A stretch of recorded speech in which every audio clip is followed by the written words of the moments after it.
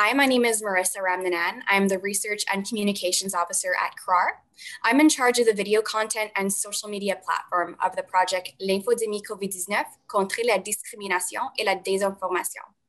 Thank you so much again for your interest in our Voices of Canada's Experts series, where experts from several fields and specialties across Canada discuss issues including hate crimes, health disparities, discrimination, and disinformation related to COVID-19. So thank you so much again for your participation in our project, and I'll let my colleague introduce himself in French.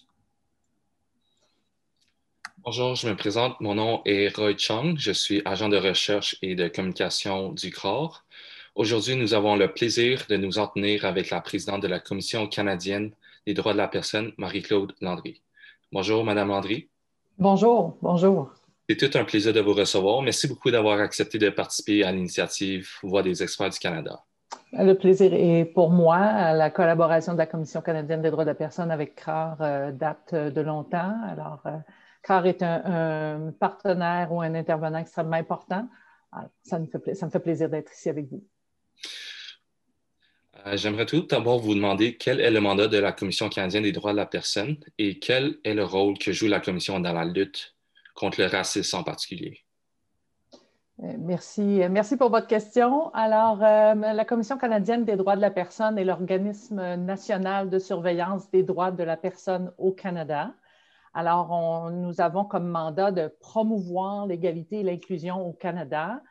On sensibilise le public, encourage le dialogue, bien sûr, effectue des recherches sur notamment les enjeux qui sont émergents, travaille en collaboration étroite avec des organisations de la société civile. Nous fournissons aussi l'expertise en droit de la personne à différents niveaux. Par exemple, quand il y a des projets de loi qui sont étudiés, nous apportons ce que j'appelle, moi, la lentille des droits de la personne sur les projets de loi. Il est extrêmement important que l'aspect des droits de la personne soit tenu en compte, donc les impacts.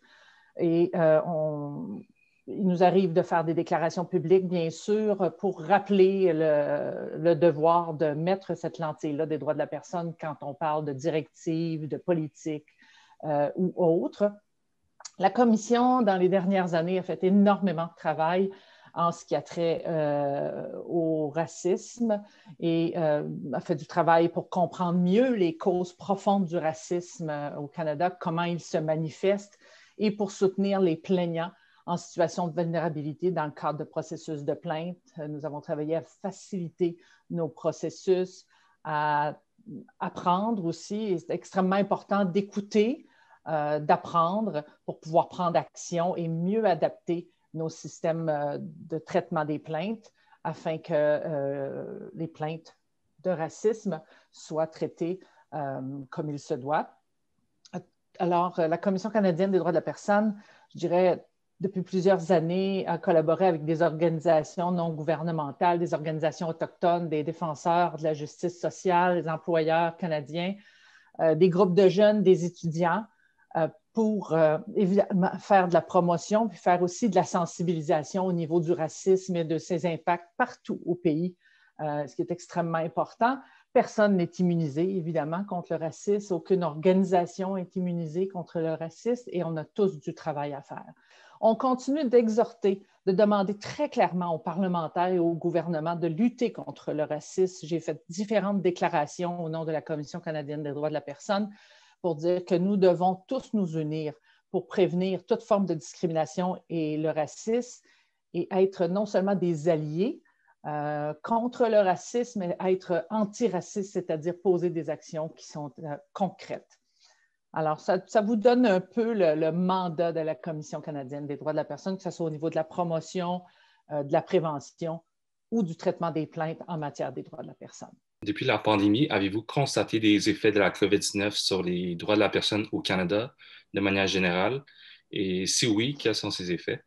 Ah, votre question est extrêmement importante et pertinente. Et oui, nous avons marqué des effets, même parfois tragiques, mais extrêmement importantes et qui ont des répercussions très, très grandes sur plusieurs groupes. D'ailleurs, j'ai fait une déclaration dès le début de la COVID pour demander aux différents paliers de gouvernement et aux différentes instances dans les mesures qui sont adoptées pour évidemment garantir la santé du public, de garder cette lentille-là des droits de la personne parce qu'il y a un impact extrêmement important. On peut parler, par exemple, des répercussions qui sont évidentes sur les personnes handicapées qui éprouvent des difficultés à accéder à l'aide gouvernementale, par exemple, ou sur les personnes autochtones qui sont confrontées à des enjeux de surpopulation ou parfois de non-salubrité.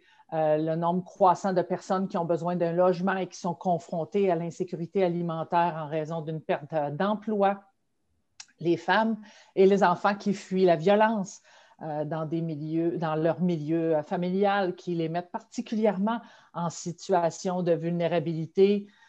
Les membres de la communauté LGBTQ2I qui, par exemple, sont isolés dans leur réseau de soutien communautaire dont ils ont tant besoin, sur ceux qui ont besoin d'un traitement médical et qui n'ont pas accès, sur les personnes détenues dans les établissements correctionnels vivant dans des conditions qui sont de plus en plus difficiles, particulièrement vulnérables, mais qui sont plus que jamais isolés. Et j'en passe, vous savez, la liste est extrêmement longue, sans compter tous les critères ou les facteurs d'intersectionnalité, par exemple. On sait qu'au niveau de la pandémie et les mesures qui ont été mises en place, les femmes ont été particulièrement adoptées. Alors, quand on combine à ça un facteur d'intersectionnalité, c'est-à-dire qu'on prend une femme noire, autochtone ou racisée, et là, bien évidemment, l'impact est encore plus significatif.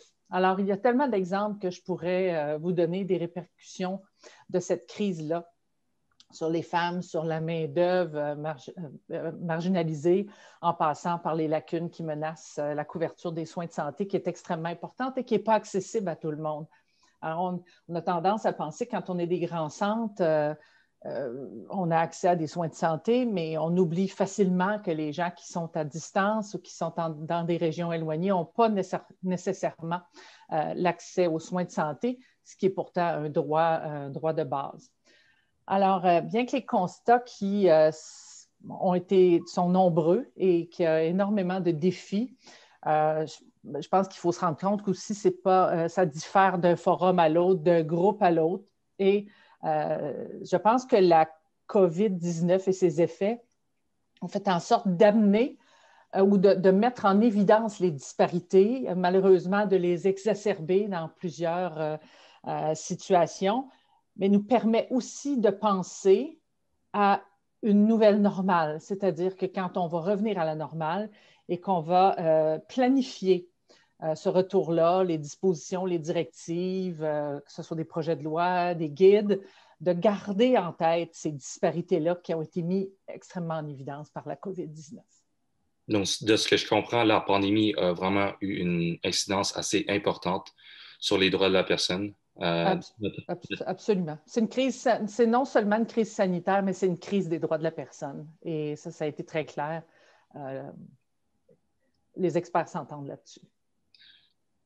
Et parfait. Et par rapport à ça, quel rôle la Commission canadienne des droits de la personne peut-elle ou a-t-elle joué dans la protection et la défense des droits de la personne au niveau fédéral pendant la pandémie? Un rôle extrêmement important, que ce soit de parler avec les différents partenaires, donc les commissions provinciales et territoriales, pour regarder quels sont les plus grands défis dans les régions, que ce soit de faire des déclarations publiques pour rappeler aux différents paliers de gouvernement leurs obligations en matière des droits de la personne, leurs obligations internationales, leurs obligations domestiques et le fait qu'ils ne doivent pas laisser pour compte les gens dans les situations de vulnérabilité. Ça, ce sont tous des choses extrêmement importantes. Un autre travail extrêmement important que nous avons fait depuis le début de la COVID, dès le début, et j'ai une équipe extraordinaire à la Commission canadienne qui s'est tout de suite mise en œuvre pour s'assurer qu'il n'y avait pas d'interruption dans les engagements que j'avais avec les différents partenaires qui sont finalement souvent nos sources d'informations pour être capables de faire des interventions qui sont justes, appropriées et évidemment à point au niveau du temps, c'est-à-dire que quand il y a une situation ou un enjeu qui arrive, on ne peut plus se permettre aujourd'hui, particulièrement avec les médias, d'attendre 2 semaines, 3 semaines pour dénoncer une situation. D'abord parce qu'il y a des gens en détresse. Donc, nous avons poursuivi notre travail d'engagement avec les différents partenaires de la commission, les différents groupes représentants ou travaillant avec les communautés ou les personnes en situation de vulnérabilité pour, encore une fois, écouter, apprendre et être capable de prendre action rapidement. Nous avons encouragé très clairement dans nos déclarations tous les décideurs politiques à adopter une approche qui est fondée sur les droits de la personne dans les efforts déployés, non seulement pour gérer la pandémie, mais aussi dans cette pensée qu'on a là, qu'on a à un moment donné de revenir à ce qu'on appelait une normale. Et quand on parle de normale, ça m'amène à vous mentionner que pour beaucoup de gens, ce qui est normal pour vous, pour moi, n'est pas la normale de ce que les populations ou les personnes en situation de vulnérabilité vivent. Alors, parlons plutôt d'une nouvelle normale où personne ne sera laissé derrière, personne ne sera oublié et tout le monde pourra être vraiment inclus. Et ça, c'est extrêmement important. Donc, il y a toujours des risques. On comprend tout le monde que les mesures qui sont mises en place pour protéger la population au niveau de la COVID et des effets de la COVID sont extrêmement importantes pour l'ensemble du pays, l'ensemble des citoyens. Mais les droits de la personne, le respect des droits de la personne n'est pas moins important et un ne va pas sans l'autre. Donc, une approche basée sur les droits de la personne est fondamentale à toute mesure qui est prise. On l'a vu avec le couvre-feu à Montréal et la situation des itinérants. On le voit sur une base régulière à la commission. Il y a des besoins, il faut en tenir compte. C'est vraiment intéressant ce que vous dites parce que on comprend que c'est une période très difficile pour les droits de la personne, mais c'est aussi un horaire très chargé pour la Commission canadienne des droits de la personne en ce moment. Donc, il faut vraiment agir rapidement. Oui, il ne manque pas de travail, c'est certain. On a un rôle à jouer et c'est important qu'on joue notre rôle. Je me pose toujours cette question-là. Moi, qu'est-ce que les Canadiens et les Canadiennes s'attendent de leur Commission canadienne des droits de la personne? On a un mandat extrêmement important, on joue un rôle important et auprès de toutes les communautés et les personnes en situation de vulnérabilité. Et alors, il faut jouer ce rôle-là pleinement. Et la fenêtre pour agir n'est pas si large que ça. Et on sait qu'à tous les jours où il n'y a pas de gestes concrets ou de choses qui sont faites, il y a des gens qui sont en souffrance, qui sont en détresse et qui ont des défis qui sont parfois imaginables, mais parfois inimaginables. Yes, exactly. Thank you so much. So I'll get into the first English question now. Since February of last year, Asian communities across the country have reported racially motivated assaults and harassment due to the hateful association of COVID-19 with China and people of Chinese descent. Have you seen an increase in these acts of hatred and intolerance targeting Asian people in Canada? And can you tell me a little bit about that? Yes, I have been deeply, deeply concerned by the rise of racism across Canada since the start of COVID-19 pandemic. Equity-seeking groups, in particular people of Asian origin, have been victims of racist taunts, threats, and intimidation in public and online and physical violence, and it's unacceptable. We cannot remain silent when we're seeing that, when we hear about that. The rise of incidents of hate and intolerance toward Canadians, Asian community, and the continued prevalence of systemic anti-Black and anti-Indigenous racism in our institutions requires us to shine a light on these issues and work together to eliminate all forms of hate and intolerance. This is both an issue of public safety and a fundamental right. No one should feel threatened or unwelcome or suffer a lesser degree of care because of the color of their skin or where they are from. It's unacceptable. As a country built on diversity, freedom, and inclusion, we cannot let racism, intolerance, and inequality undermine our peace and our prosperity. I would like to underscore that Canadian and international human rights laws prohibit discriminatory action against any persons or communities because of an association with COVID-19, perceived or otherwise. When compared to over here trends, the Canadian Human Rights Commission has not seen necessarily a significant rise in complaint from Asian Canadians specifically regarding discrimination or harassment related to COVID-19. However, our stakeholders community has expressed that there may be reluctance to file a complaint within this community for a number of reasons. And we work very hard to find these reasons and making sure that we're going to find solution to it. And while we cannot project future complaints, we feel the reason that the number of human rights complaints related to COVID-19 is relatively low is that people actually are in survival mode. Once the sense of an emergency or urgency is no longer present, we may see a resurgence of complaints. But actually, I think that people in vulnerable situations or experiencing discrimination are now in survival mode. And this is something that is really important and we should not lose sight of it. The Commission has raised the alarm about the rise of racism in Canada, and we will continue to do so. It's really important. We are not safe. We are not safe unless we are all safe in this country. And no one, again, should fear or feel threats because of the color of their skins or their skin or where they're coming from. That was perfect. Thank you so much. Vous parlez plus tôt, Mme André, du rôle de la Commission à l'égard de la lutte contre le racisme. Quel rôle peut jouer la Commission dans la lutte à la haine en ligne, qui est devenue une problématique nationale, voire internationale? Absolument. Écoutez, la prolifération de la haine en ligne est présente partout. On n'a qu'à ouvrir les pages de journaux, écouter les chaînes de nouvelles, aller sur les médias sociaux, et c'est un danger clair et pressant. C'est une menace pour notre démocratie.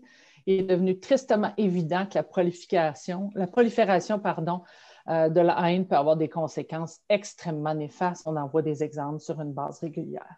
La Commission canadienne des droits de la personne a actuellement deux priorités clés, les droits économiques, sociaux et culturels et la lutte contre la haine et l'intolérance. Dans le cadre de la lutte contre la haine, nous continuons de dénoncer publiquement toutes les formes de haine et d'intolérance, y compris le racisme, la xénophobie et l'alarmisme, toutes les situations ou les propos alarmistes qui se sont intensifiés depuis le début de la crise. La lutte contre la haine en ligne nécessite une approche globale, une approche holistique et multidimensionnelle. Nous avons constaté que l'ancien article 13, par exemple, de la loi canadienne sur les droits de la personne qui prévoyait un mécanisme basé uniquement sur les plaintes pour contrer la haine en ligne n'est tout simplement pas efficace et suffisant en soi.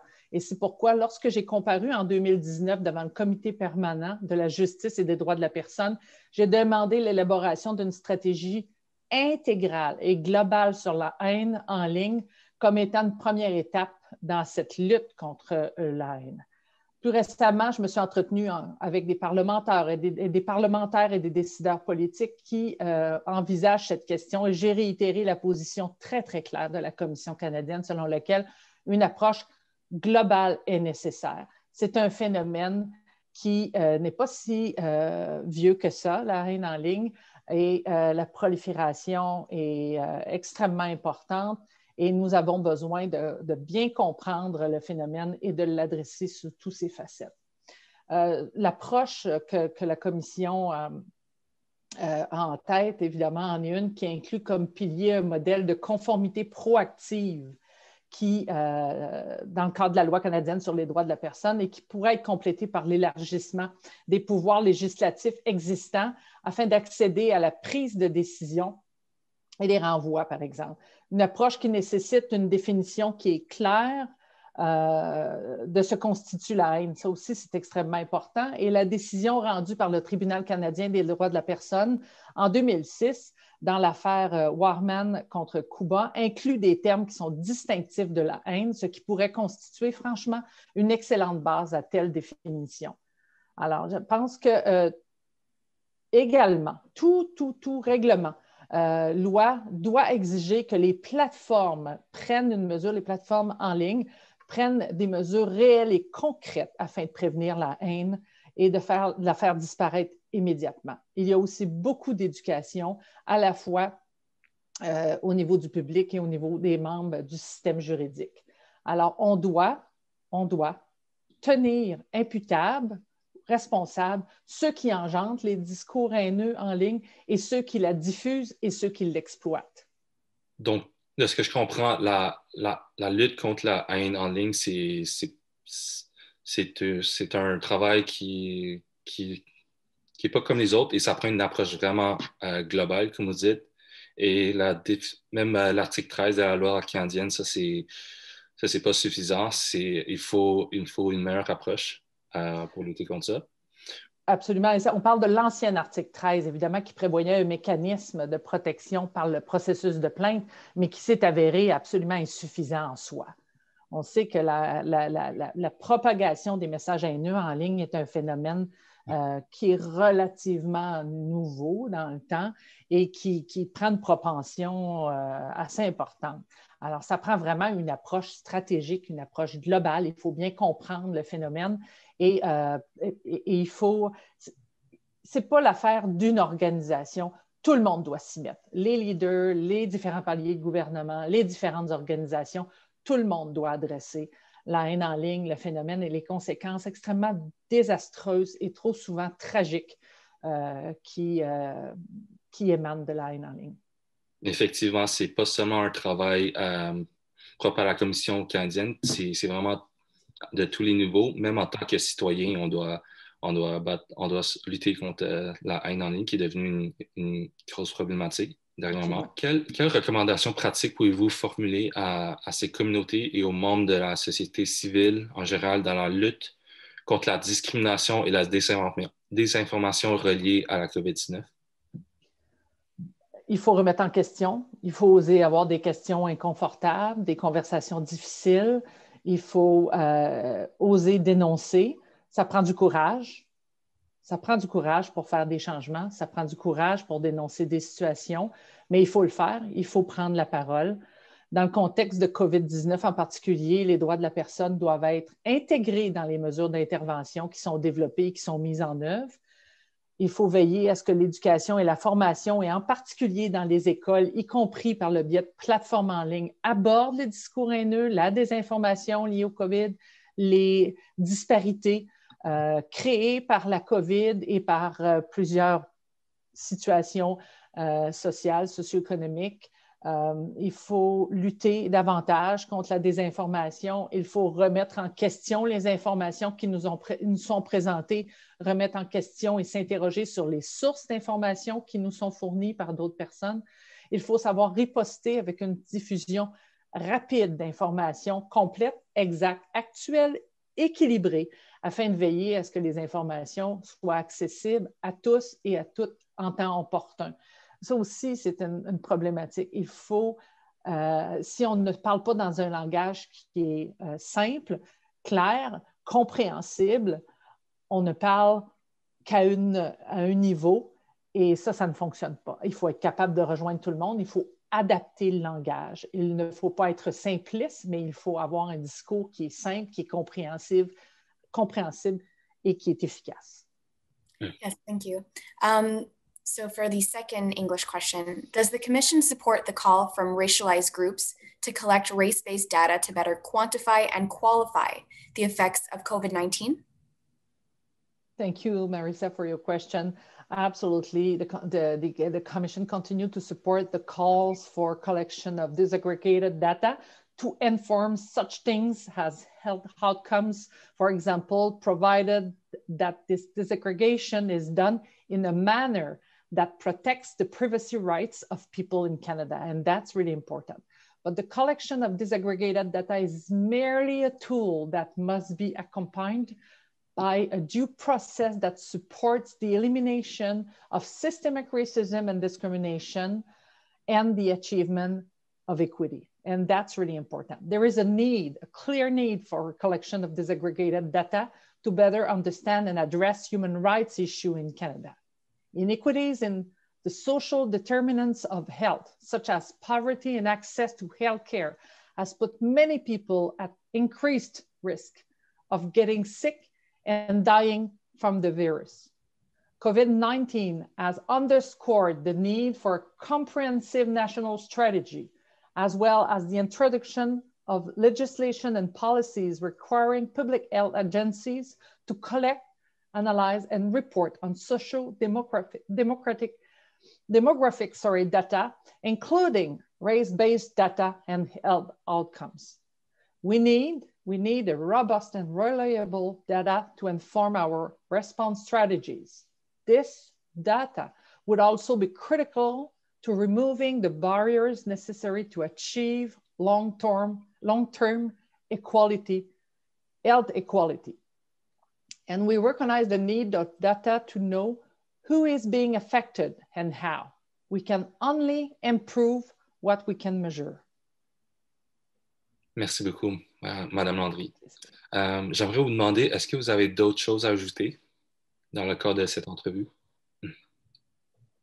Non, merci, merci beaucoup. Encore une fois, je pense c'est en serrant les coudes qu'on va y arriver.